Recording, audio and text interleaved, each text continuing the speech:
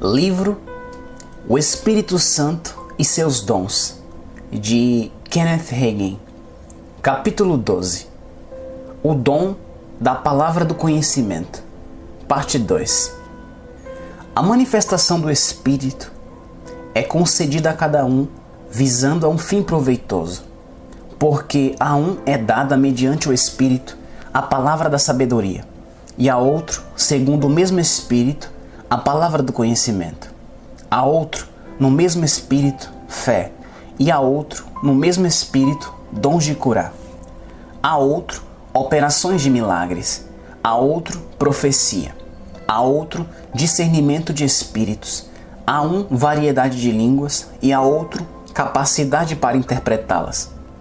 Mas um só e o mesmo Espírito realiza todas estas coisas, distribuindo-as como lhe apraz, a cada um individualmente. 1 Coríntios 12, do 7 ao 11. A primeira epístola aos Coríntios não é uma carta escrita a uma só pessoa. É uma carta escrita à totalidade da igreja em Corinto, bem como a igreja ao corpo de Cristo dos nossos dias. Alguns têm pensado que esses versículos se aplicam a um indivíduo, mas Paulo estava falando à igreja inteira que ela devia desejar dons espirituais, porque quando um grupo inteiro de crentes os deseja, o Espírito Santo distribuirá os dons do Espírito a cada um individualmente como lhe apraz. 1 Coríntios 12, 11. Paulo infere aqui que não é cada indivíduo que terá todos esses dons operando através dele, pois o apóstolo diz: porque a um, não a todos, é dado mediante o Espírito a palavra da sabedoria, e a outro a palavra do conhecimento. 1 Coríntios 12, 8. Algumas pessoas têm tirado esse versículo fora do seu contexto e imaginam que a Bíblia estava mandando cada indivíduo desejar todos esses dons, ao passo que na realidade Paulo estava mandando a igreja como grupo ou corpo desejá-los. Muitas pessoas com falta de entendimento procuram operar um dom do Espírito por conta própria, sem a unção do Espírito de Deus. É possível que um dom do Espírito tenha se manifestado na sua vida em determinada ocasião e que pensam: agora possuo aquele dom e posso operá-lo sempre quando quero. Se porém as pessoas procuram fazer assim, invariavelmente colocarão em apuros, porque estarão abrindo a porta para o logro satânico e para um espírito errado. Os dons do Espírito Santo operam conforme o Espírito Santo quer e não conforme nós queremos. 1 Coríntios 12, 11. Quando você se aparta da palavra, então Satanás procurará atender você, até mesmo com manifestações sobrenaturais. Lembre-se, o Espírito Santo opera de conformidade com a palavra de Deus, e a palavra diz que seus dons operam conforme Ele quer. Se a totalidade de um grupo local de crentes desejar os dons do Espírito, o Espírito Santo distribuirá a cada um individualmente como lhe apraz, não como eu quero nem como você quer, mas conforme o Espírito Santo quer. A palavra do conhecimento, manifestada de modos diferentes. Os dons do Espírito não são manifestados exclusivamente numa assembleia pública, porém, conforme mencionei anteriormente, a palavra do conhecimento às vezes se manifestará através de uma visão, de um sonho, de uma mensagem de um anjo ou do dom da profecia. A palavra do conhecimento pode também ser manifestada através da interpretação de línguas.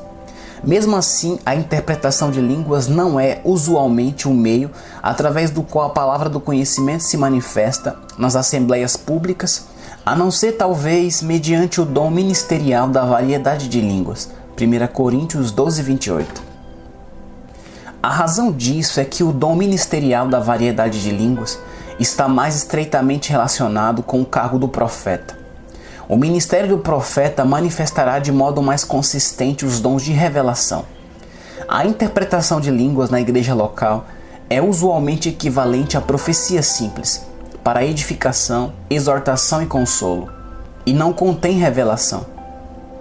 A palavra do conhecimento no Antigo Testamento. Manifestações sobrenaturais da palavra do conhecimento estão no Antigo Testamento e não somente no Novo Testamento. Na realidade, todos os dons do Espírito estavam em operação no Antigo Testamento, menos as línguas e a interpretação das línguas. Trataremos da razão da não inclusão destes dois dons ao estudá-los num capítulo posterior. Achamos todos os demais dons do Espírito: a palavra da sabedoria, a palavra do conhecimento, a fé especial, dons de curar, a operação de milagres, a profecia, o discernimento de espíritos, manifestados no Antigo Testamento.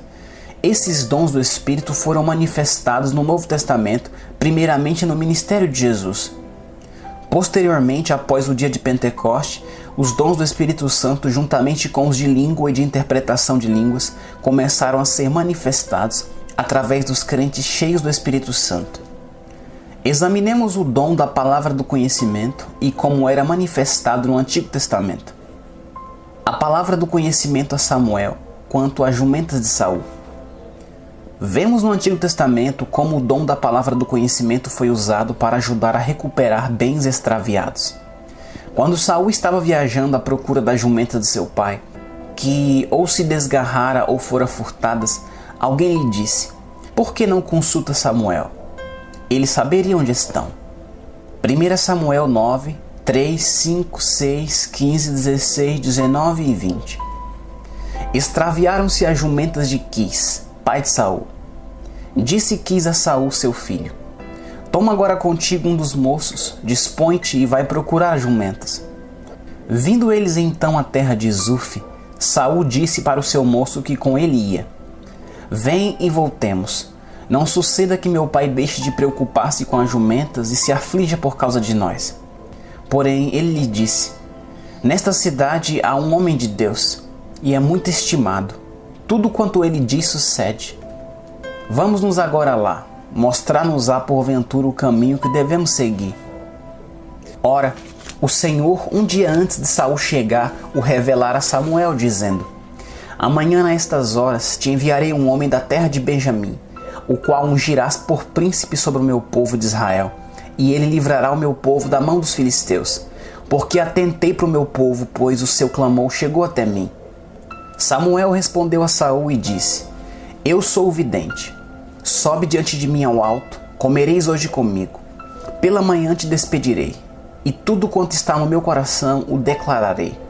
Quanto às jumentas que há 3 dias se te perderam, não se preocupe o teu coração com elas, porque já se encontraram. E para quem está reservado tudo o que é precioso em Israel, não é para ti e para toda a casa de teu pai?" É claro que Samuel sabia apenas aquilo que Deus lhe revelara, pois se Samuel soubesse tudo, ele seria onisciente. Samuel tinha uma palavra do conhecimento para Saul.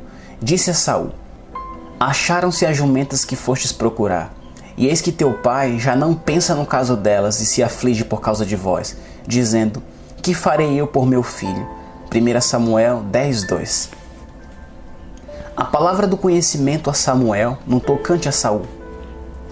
A palavra do conhecimento também operou no Antigo Testamento para descobrir onde certo homem estava escondido. Embora Samuel já tivesse ungido Saul para ser rei sobre Israel, quando veio a hora de revelá-lo como rei, Saul escondeu-se entre a bagagem. 1 Samuel 10, 22. Quando os israelitas não conseguiram achá-lo, inquiriram ao Senhor ao invés de enviar muita gente para procurá-lo. Muitas vezes é a maneira mais rápida de achar uma resposta. Os israelitas sabiam que o Senhor sabia onde estava Saul, e o Senhor contou-lhes exatamente onde Saul estava. Quando olharam onde o Senhor lhes mandara olhar, acharam Saul. Tratava-se da operação da palavra do conhecimento. Lembre-se, a palavra do conhecimento revela certos fatos na mente de Deus. A palavra do conhecimento manifestada para localizar uma filha perdida. Antes de considerarmos outros exemplos de operação da palavra do conhecimento no Antigo Testamento, quero oferecer-lhe um exemplo atual de como Deus usa a palavra do conhecimento para localizar uma pessoa perdida. É bíblico, conforme já vimos nos exemplos de Samuel localizando as jumentas de Saul, bem como o próprio Saul quando este estava escondido. Quando estava ensinando sobre o assunto dos dons do Espírito numa igreja em 1943, um casal me perguntou se o Senhor poderia mostrar-lhes como achar sua filha perdida. Essa filha, aos 16 anos de idade, envolvera-se com uma quadrilha e quando ela desapareceu, A polícia achava que a quadrilha a tinha assassinado. 22 anos se passaram desde então, e entre mentes a mãe e o pai dela, bem como os irmãos e irmãs, tinham recebido a salvação e a plenitude do Espírito Santo. Todos os familiares, menos a mãe, tinham considerado que a moça morrera. A mãe continuava dizendo que algo por dentro dela lhe contava que a moça ainda vivia. Depois de eu ter ensinado a respeito do dom da palavra do conhecimento, o casal me perguntou: Deus não sabe onde nossa filha está e se ela ainda vive? Seria possível orarmos a respeito? Falei: certamente. E enquanto oravam a respeito, certo dia na igreja, uma das mulheres aí presente teve uma visão. Viu uma mulher agora com 38 anos de idade num apartamento de subsolo com 2 crianças, um menino e uma menina. Viu a mulher acorrentada e mantida presa naquele apartamento. Depois, na visão, viu uma carta chegar e viu o pai da moça ir ao correio receber a carta. Posteriormente, aquela mulher crente contou ao casal a respeito da visão e disse que dentro de 30 dias receberia uma carta informando que a filha deles estava com vida. No fim dos 30 dias, o pai foi ao correio e recebeu uma carta da sua filha que há 22 anos se perdera e era dada como morta.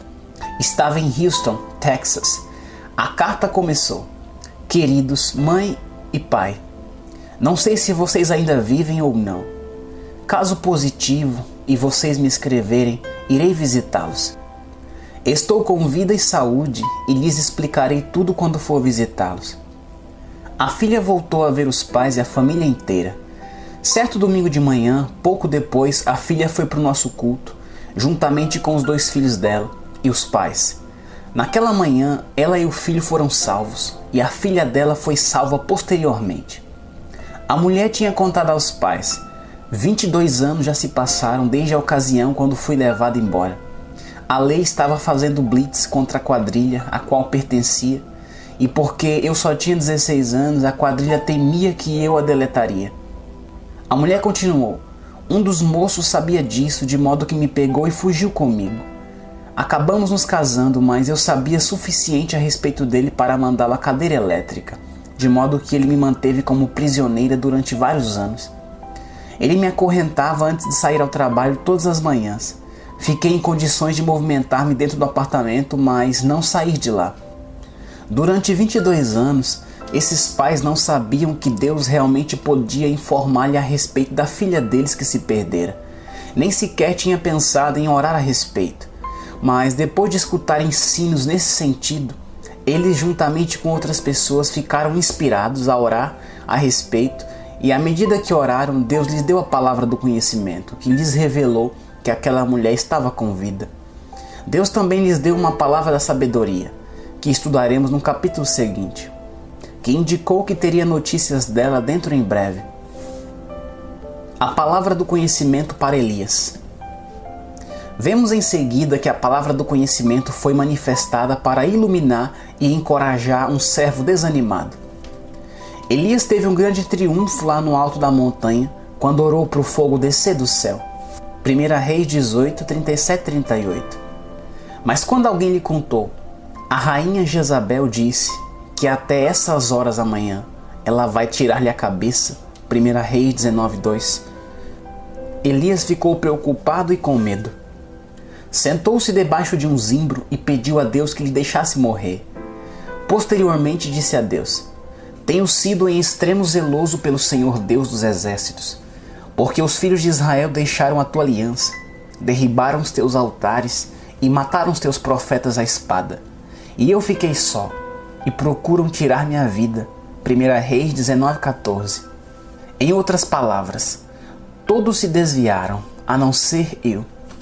Todos dobraram os joelhos diante de Baal, eu sou o único fiel que sobrou. Deus, no entanto, deu a Elias uma palavra do conhecimento que o encorajou e iluminou. Deus disse: Não, você não é o único que sobrou. Reservei para mim mesmo 7.000. 1 Reis 19, 18.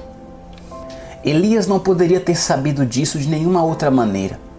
Tenha certeza de que ele ficou encorajado ao saber que ele não foi o único fiel que havia sobrado, que Deus tinha outros 7.000 que não tinham dobrado os joelhos a Baal.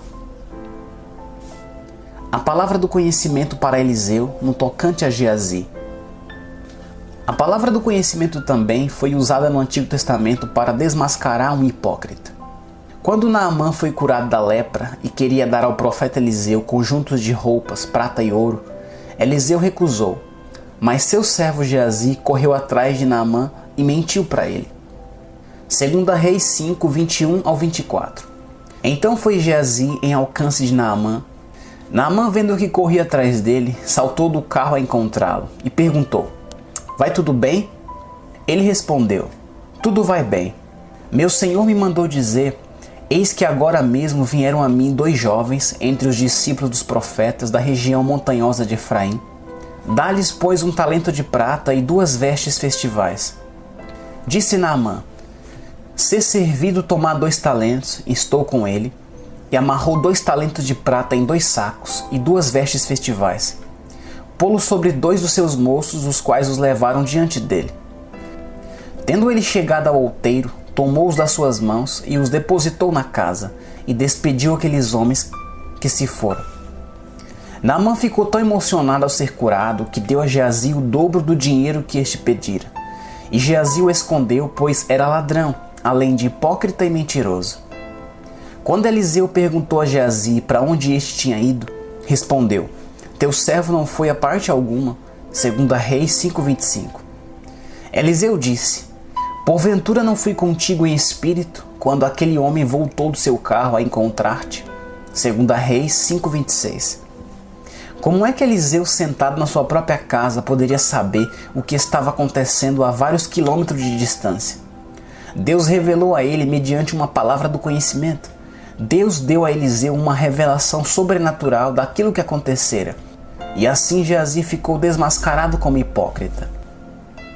A palavra do conhecimento para Eliseu no tocante à Síria. No Antigo Testamento também, uma palavra do conhecimento foi dada a fim de advertir um rei contra o plano de destruição feito pelo inimigo. 2 Reis 6, do 8 ao 12. O rei da Síria fez guerra a Israel, e em conselho com seus oficiais disse: "Em tal e tal lugar estará o meu acampamento." Mas o homem de Deus mandou dizer ao rei de Israel: "Guarda-te de passares por tal lugar, porque os sírios estão descendo para ali." O rei de Israel enviou tropas àquele lugar, de que o homem de Deus lhe falara, e de que o tinha avisado, e assim se salvou, não uma e nem 2 vezes. Então, tendo-se turbado com este incidente o coração do rei da Síria, chamou ele os seus servos e lhes disse: "Não me fareis saber quem dos nossos é pelo rei de Israel?" Respondeu um dos seus servos: "Ninguém, ó rei, meu senhor. Mas o profeta Eliseu, que está em Israel, faz saber ao rei de Israel as palavras que falas na tua câmara de dormir." Todas as vezes que o inimigo montava uma emboscada contra Israel, o profeta de Deus revelava esses planos aos israelitas. Finalmente o rei inimigo reuniu seus oficiais dizendo: "Por certo há um traidor entre nós que revela nossos planos." 2 Reis 6:11. Os oficiais responderam: "Não se trata de ninguém entre nós. Um profeta de Deus em Israel conta ao rei de Israel aquilo que vossa majestade fala na sua câmara de dormir." Tratava-se de uma revelação sobrenatural que Deus dava ao profeta Eliseu, a fim de avisá-lo a respeito do plano do inimigo contra Israel. O profeta não poderia ter sabido o que o rei dissera no seu quarto, nem aquilo que estava tramando, pois o profeta não estava ali. Pelo contrário, os planos lhe foram revelados de modo sobrenatural, mediante a palavra do conhecimento, e ela salvou Israel do perigo. A palavra do conhecimento no Novo Testamento. Passemos agora a examinar outros exemplos da palavra do conhecimento em operação, desta vez no Novo Testamento. Em primeiro lugar, vemos um exemplo da palavra do conhecimento operando no ministério de Jesus, quando ele ministrou a mulher samaritana em João capítulo 4. João 4, 7, 9, 10, do 13 ao 19, 25 e 26 diz assim: "Nisto veio uma mulher samaritana tirar água. Disse-lhe Jesus: Dá-me de beber. Então lhe disse a mulher samaritana: Como sendo tu judeu, pedes de beber a mim, que sou mulher samaritana? porque os judeus não se dão com os samaritanos. Replicou-lhe Jesus: se conheceras o dom de Deus e quem é o que te pede, dá-me de beber, tu lhes pedirias, e ele te daria água viva. Afirmou-lhe Jesus: quem beber desta água tornará a ter sede. Aquele, porém, que beber da água que eu lhe der, nunca mais terá sede, para sempre. Pelo contrário, a água que eu lhe der será nele uma fonte a jorrar para a vida eterna. Disse-lhe a mulher: Senhor, dá-me desta água para que eu não tenha mais sede, e nem precise vir aqui buscá-la. Acudiu-lhe Jesus: vai, chama teu marido e vem cá. Ao que lhe respondeu a mulher: não tenho marido. Replicou-lhe Jesus: bem disseste, não tenho marido. Porque 5 maridos já tiveste, e esse que agora tens não é teu marido. Isto disseste com verdade. Senhor, disse a mulher, vejo que tu és profeta. Eu sei, respondeu a mulher, que há de vir o Messias, chamado Cristo. Quando ele vier, nos anunciará todas as coisas. Disse-lhe Jesus: eu o sou, eu que falo contigo. Jesus pediu que essa mulher lhe desse água. Ela perguntou a Jesus quem ele era, e ele respondeu: se conheceras o dom de Deus e quem é o que te pede, dá-me de beber, tu lhe pedirias, e ele te daria água viva. João 4,10.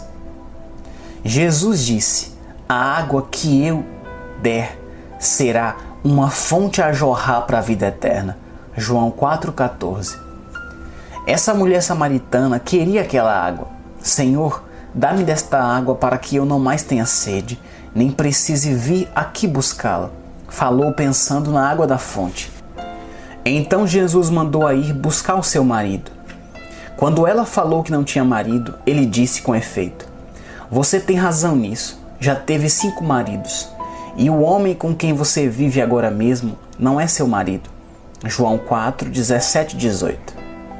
Jesus sabia disso por uma revelação interior, por uma palavra do conhecimento, e usou esse dom para levar essa mulher à salvação. A palavra do conhecimento a Pedro, no tocante a Ananias e Safira. No Novo Testamento, a palavra do conhecimento também foi usada para revelar corrupção na igreja local. Em Atos capítulo 5, lemos que Ananias e Safira tinham mentido à igreja e ao Espírito Santo. Atos 5, do 1 ao 4. Entretanto, certo homem, chamado Ananias, com sua mulher Safira, vendeu uma propriedade. Mas, de acordo com sua mulher, reteve parte do preço, e levando o restante, depositou aos pés dos apóstolos. Então disse Pedro: Ananias, por que encheu Satanás teu coração para que mentisses ao Espírito Santo, reservando parte do valor do campo? Conservando-o porventura não seria teu? E vendido, não estaria em teu poder? Como, pois, assentastes no coração este desígnio? Não mentiste aos homens, mas a Deus. Se Ananias e Safira tivessem vendido sua propriedade e dado só metade do dinheiro à igreja, não teria havido problema. Mas entrou mentira no meio. Reservaram parte do dinheiro para si mesmos, mas declararam que estavam dando à igreja a totalidade do dinheiro apurado da venda do terreno. Quando Ananias deixou o dinheiro aos pés dos apóstolos, Pedro deve ter feito a Ananias uma pergunta tal como: é este o preço do terreno? Quando Ananias respondeu que sim, Pedro perguntou: por que encheu Satanás teu coração para que mentisses ao Espírito Santo? Atos 5:3. A totalidade da transição foi revelada a Pedro mediante uma palavra do conhecimento. Entrou a esposa de Ananias, Safira, e aconteceu a mesma coisa, e os dois caíram mortos no mesmo dia. Minhas experiências com a palavra do conhecimento. Já tive muitas experiências no meu próprio ministério em que o Senhor me usou na palavra do conhecimento. Uma quinzena depois de eu ter sido batizado no Espírito Santo, o dom da palavra do conhecimento começou a operar por meu intermédio. A primeira manifestação ocorreu quando encerrei o culto certa noite. Fechei os olhos para pronunciar a bênção. Ao fazer assim, tive uma visão rápida diante de mim. Vi uma pessoa naquela congregação, uma recém-convertida, segundo o Espírito Santo me revelou. Nessa visão, vi as pessoas com quem ela estivera na noite anterior e aquilo que ela fizera. Tinha menos de um mês de idade no Senhor e tinha sido forçado a pôr 2 outras pessoas a fazer uma coisa errada. Eu sabia mediante a revelação, mediante a palavra do conhecimento, que esta mulher achava que Deus já não a amava mais, pois ela pecara. Tinha resolvido que depois de sair deste culto, ela nunca mais iria à igreja porque fracassara. Tratava-se de uma visão espiritual que veio a mim num instante de tempo. Falei à congregação de tal maneira que nenhuma outra pessoa sabera daquilo que acontecera, mas que esta mulher saberia que Deus a amava e estava lidando com ela. Antes de eu acabar de falar, essa mulher correu chorando até o banco da bênção. Eu sabia que ela estava salva, mas ainda não recebera a plenitude do Espírito. Antes de os joelhos dela derem no chão, já recebeu o Espírito Santo. Descobriu quanto o Senhor realmente a amava. Outra ocasião em que o Espírito Santo me falou, mediante a palavra do conhecimento a respeito de um recém-convertido, ocorreu na última igreja que pastoreei enquanto fazia a barba certa manhã. Ouvi o Espírito Santo me dizer: quero que você vá orar por fulano, ele tem pecado. Esse recém-convertido era um homem de 43 anos de idade e acabara de ficar salvo uns 15 dias antes. Tinha perdido a paciência no emprego e o Espírito Santo me mostrou que ele tinha pecado e que agora estava em casa de cama. Ficara doente como resultado da sua crise de nervos. O Senhor queria que eu fosse até lá a fim de restaurá-lo. Ali havia um homem necessitado e o Espírito de Deus sabia tudo a respeito. Sem dúvida havia outras pessoas na minha congregação que também tinham necessidades, mas Deus não me revelou para ministrar todas elas. Ele me enviou para ministrar a este homem e realmente conseguimos a restauração dele. Há muitos anos eu ministrava numa igreja em Lubbock, Texas. O Espírito de Deus atuou em mim no momento em que minha mensagem terminou. De repente vi-me falando com um homem bastante grande, a quem nunca vira antes. Você, em pé, lá nos fundos, perto do corredor. Entre no corredor. Este homem era bem alto e usava botas de vaqueiro que o deixava mais alto ainda. Estava no lugar mais afastado da igreja que podia achar. Sem questionar nem hesitar, colocou-se no corredor. Escutei a mim mesmo dizendo a ele: antes de você vir à igreja nesta noite, você disse à sua esposa. E comecei a contar-lhe exatamente o que dissera a ela. Ele não tinha desejado vir à igreja. Antes de eu acabar de falar, ele começou a chorar e a soluçar. Deus revelara os segredos do seu coração mediante a palavra do conhecimento. Esse homem correu até a frente e colocou-se no banco da bênção. Ele nunca na sua vida fora salvo. A esposa dele era salva, mas ele brigava com ela a respeito da salvação e das coisas de Deus. À medida que os segredos do seu coração foram manifestados, porém, ele se arrependeu e nasceu de novo. Eu não poderia ter sabido que ele falara com a sua esposa imediatamente antes de vir à igreja, a não ser pelo Espírito de Deus. Deus usou aquela manifestação sobrenatural do Espírito para levar a si mesmo aquele homem. Lembro-me que quando eu estava pastoreando nossa última igreja, minha esposa e eu acolhemos nossa sobrinha, de 15 anos de idade, na nossa casa a fim de ajudá-la. O lar da minha irmã tinha sido desfeito pelo divórcio e ela tinha que sair para trabalhar a fim de sustentar a casa sozinha. Os 5 filhos tinham sido deixados por conta própria por períodos demasiadamente longos e, como resultado, a filha de 15 anos arrumara más companhias. Precisei da licença do juiz para obter a custódia sobre ela, porque ela se envolvera com uma quadrilha e estava a ponto de arrumar encrenca na polícia. Minha sobrinha não era crente e era teimosa e recalcitrante.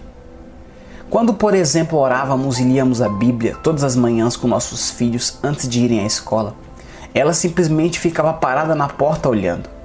Não procurei obrigá-la a fazer nada, simplesmente a deixava ficar em pé ali, se fosse assim a vontade dela. Depois de algum tempo, ela se assentava quando orávamos e, ainda mais tarde, começou até mesmo a ajoelhar-se e a participar conosco quando orávamos. Determinamos certas regras para ela obedecer. Por exemplo, ela podia namorar somente nos fins de semana e sempre devia nos contar para onde ia. Falei a ela: vou confiar em você, mas no momento em que você trair minha confiança, esses privilégios se acabarão. Na escola, ela estava tendo aulas de ciências domésticas e certa vez a classe a qual pertencia recebeu como tarefa escolar preparar uma refeição para a diretoria inteira da escola. Certa terça-feira, à tardezinha, ela falou: temos que nos reunir na casa de uma colega hoje à noite, a fim de debatermos como vamos preparar as coisas e enfeitar o salão. Eu sabia no meu espírito que parte daquilo que ela dizia era certa e parte não era verdade. Falei: está bem, mas você precisa chegar em casa às 22 horas. Além disso, não venha de carro com algum moço para ficar sentado ali no carro na frente da casa pastoral. A sala está aberta e você pode entrar e conversar com ele ali, mas não fique lá fora no carro. Às 10 horas naquela noite, ela ainda não estava em casa. Fui para a cama e estava ali deitado, de olhos fechados, meditando, quando tive de repente uma visão. Vi minha sobrinha na casa de sua colega. Vi-a dançando com outros adolescentes. Estava até mesmo ensinando alguns novos passos de baile. Depois, cerca das 23 horas, minha sobrinha e um moço chegaram de carro e pararam na frente da casa. Minha sobrinha ficou sentada lá no carro até as 23h30, antes de finalmente entrar.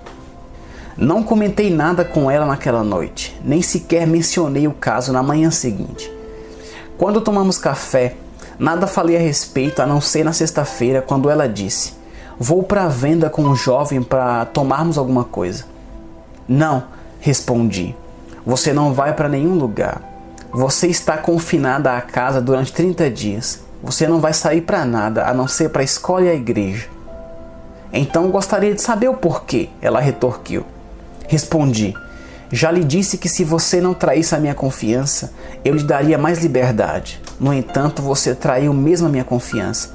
Mandei você estar em casa às 22 horas, na terça-feira, mas você só chegou às 23h30. Ora, demoramos para fazer nossos planos, falou. Falei: você ficou lá fora na frente da casa pastoral durante 30 minutos. Além disso, você estava naquela casa ensinando novos passos de baile à juventude. Quem me delatou? Perguntou ela. O Espírito Santo me contou. Eu estava deitado na cama de olhos fechados, quando numa visão repentina fui transportado à casa da sua colega. Vou lhe descrever exatamente como os móveis estavam dispostos ali. Enquanto eu descrevia a disposição dos móveis, os olhos dela se arregalaram e ela começou a balbuciar. Falei: o Senhor não mentiu contra você, certo? Não, ela disse. Ele não mentiu. Mas os jovens não conheciam algum desses novos passos e simplesmente achei que poderia demonstrá-los. Falei: mas você traiu a minha confiança, de modo que nos próximos 30 dias você não irá para lugar nenhum a não ser para a escola e para a igreja.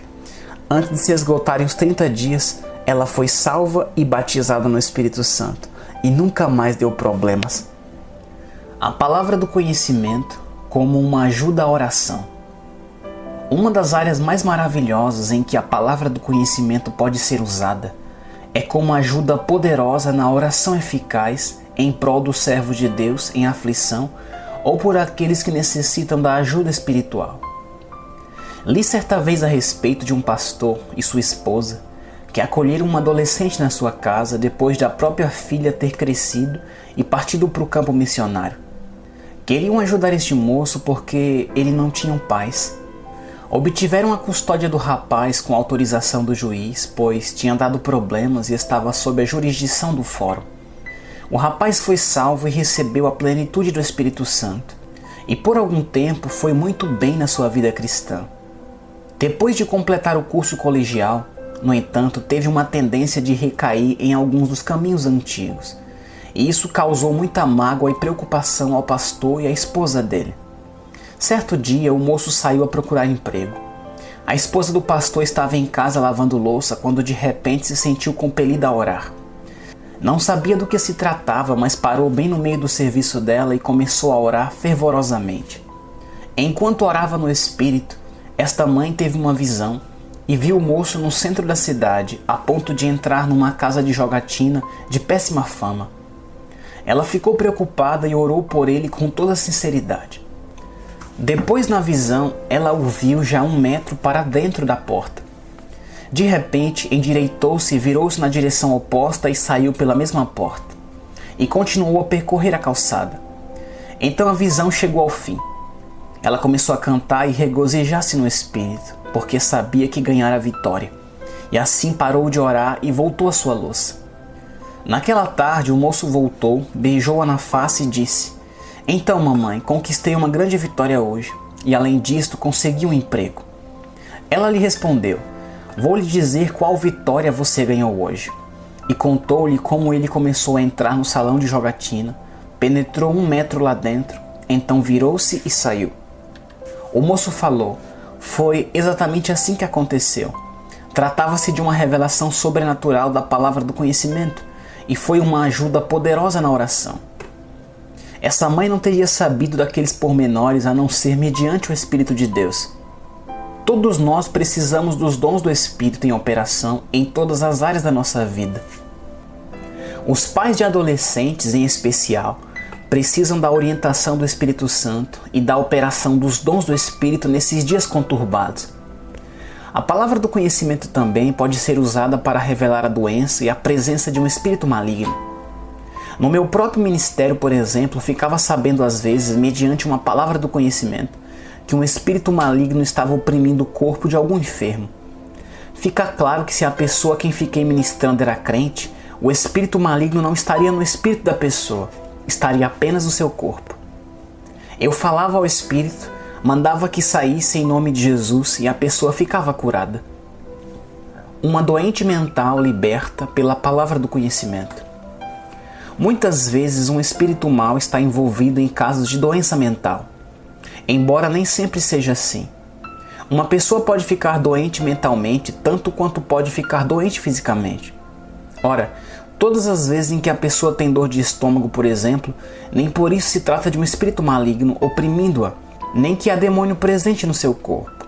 Pode haver um bom número de razões naturais porque uma doença física específica existe. Mas por outro lado, um espírito maligno pode estar presente também, aumentando a doença ou enfermidade. O mesmo se pode dizer a respeito da doença mental. A primeira experiência que já tive nesses assuntos surgiu quando minha esposa e eu estávamos pastoreando uma igreja em Texas. Certa senhora trouxe a irmã dela para casa, tirando férias do manicômio. O médico falara à mulher que a irmã dela nunca ficaria certa da cabeça e que sempre precisaria de cuidados hospitalares. Essa mulher, mentalmente enferma, tinha sofrido de loucura violenta. Procurara matar a si mesma e outras pessoas. E durante mais de 2 anos ficara trancada numa cela acolchoada. Como resultado de ter ficado sem a luz do sol e quase sem exercício, sua saúde geral tinha deteriorado. Os médicos disseram que acreditavam que ela nunca voltaria a ficar violenta, mas que sempre precisaria de ficar internada. Deixaram a irmã dela levá-lo para casa por uma quinzena de férias, quando então poderia caminhar à luz do sol e exercitar-se. Por outro lado, se o sol, o exercício e a mudança de ambiente não melhorassem a saúde dela, não viveria muito mais tempo, segundo explicaram os médicos. A irmã trouxe a enferma à casa pastoral e enquanto orávamos, o Espírito de Deus mandou colocar-me na frente dela e dizer: "Sai dela, espírito imundo, em nome de Jesus." Eu nunca fizera nada semelhante em toda a minha vida antes disso. Há muitos anos tinha conhecido algo dessa dimensão sobrenatural na oração pela cura das pessoas. Mas operar nos dons do Espírito no assunto de cura ainda estava fora da minha experiência e fiquei relutante. Queria ter certeza de que o Senhor estava falando comigo, mas sentia que Ele estava falando comigo mesmo. Depois de me deixar persuadir, coloquei-me na frente da mulher e falei: "Sai dela, espírito imundo, em nome de Jesus." Veja bem, foi-me revelado que o problema dela foi causado por um espírito imundo. Essa revelação veio mediante uma palavra do conhecimento, não pelo discernimento dos espíritos, porque não vi nenhum espírito. Estudaremos o dom de discernimento do Espírito no capítulo 14. O Espírito Santo realmente me deu, porém, conhecimento da presença de um espírito maligno provocando a loucura. Não importa a maneira pela qual a presença de um espírito imundo numa pessoa venha a ser revelada, sempre é necessária a fé para lidar com esse espírito e muitas vezes o dom da fé estará em operação. Quando, por exemplo, falei: "Sai dela, espírito imundo, em nome de Jesus", não houve manifestação visível. Pelo que consegui ver, não houve mudança na aparência da mulher, nem no seu comportamento. Seus olhos não pareciam diferentes e ela não passou por nenhuma mudança perceptível. Eu sabia, porém, que a ordem da fé tinha sido pronunciada e que a mulher fora liberta. 48 horas mais tarde, a irmã daquela mulher telefonou dizendo: "Irmão Hagin, ore, minha irmã está sofrendo uma crise terrível com aquela que ela teve originalmente quando ficou demente." Aquela notícia não me perturbou nem um pouco, porque havia dentro de mim uma fé, ou conhecimento sobrenatural, que me mantinha firme, e que era mais forte do que a minha capacidade natural. Era mais do que a fé comum, era o dom da fé em operação.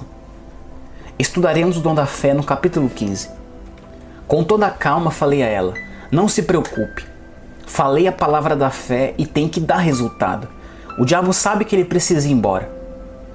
Você já leu na Bíblia onde Jesus mandou o espírito maligno sair da pessoa e às vezes antes dele sair, esse espírito derrubava a pessoa e agitava?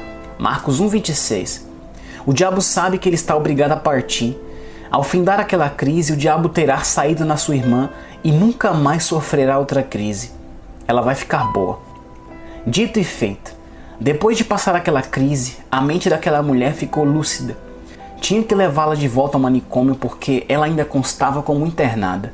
Mas o psiquiatra examinou e lhe deu alta. Ele a declarou sã. Isto faz muitos anos. E tivemos notícias posteriores de que ela continuava passando bem. Foi uma manifestação da palavra do conhecimento e do dom da fé operando juntos para libertarem essa mulher. Lembre-se, a revelação que a palavra do conhecimento traz nunca está no tempo futuro. Está no tempo presente ou passado. A palavra da sabedoria, por outro lado, revela planos e propósitos a respeito do futuro. Mediante a manifestação do dom da palavra do conhecimento, a igreja pode ser purificada. Os aflitos